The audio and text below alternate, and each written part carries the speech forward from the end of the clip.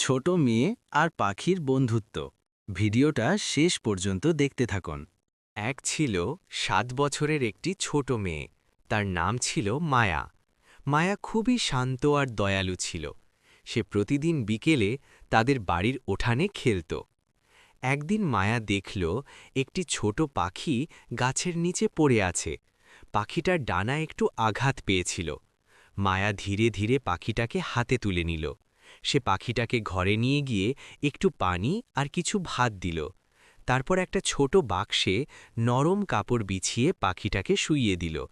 কয়েকদিন যত্ন নেওয়ার পর পাখিটা ধীরে ধীরে ভালো হয়ে উঠল। একদিন পাখিটা ডানা ঝাপটাতে লাগল। মায়া বুঝল পাখিটা এখন উড়তে পারবে। মায়া পাখিটাকে নিয়ে উঠানে গেল। সে আলতো করে পাখিটাকে আকাশের দিকে ছুঁড়ে দিল। পাখিটা উড়ে গেল নীল আকাশে। পাখিটা উড়ে যাওয়ার আগে একবার ফিলে তাকালো, যেন মায়াকে ধন্যবাদ জানাচ্ছে। মায়া হাসল আর বলল, যাও বন্ধু, তুমি স্বাধীন হয়ে উড়ো। ভিডিওটা ভালো লাগলে অবশ্যই সাবস্ক্রাইব করবেন। ছোট মেয়ে আর পাখির বন্ধুত্ব। ভিডিওটা শেষ পর্যন্ত দেখতে থাকুন। এক ছিল ৭ বছরের একটি ছোট মেয়ে। তার নাম ছিল মায়া।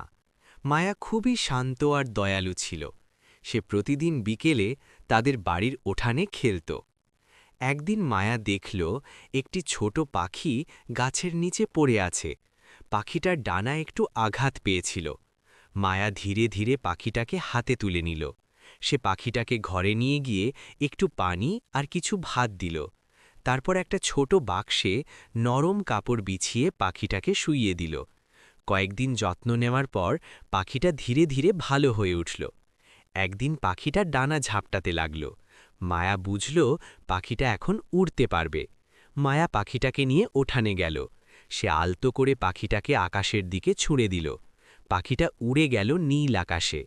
পাখিটা উড়ে যাওয়ার আগে একবার ফিলে তাকালো, যেন মায়াকে ধন্যবাদ জানাচ্ছে।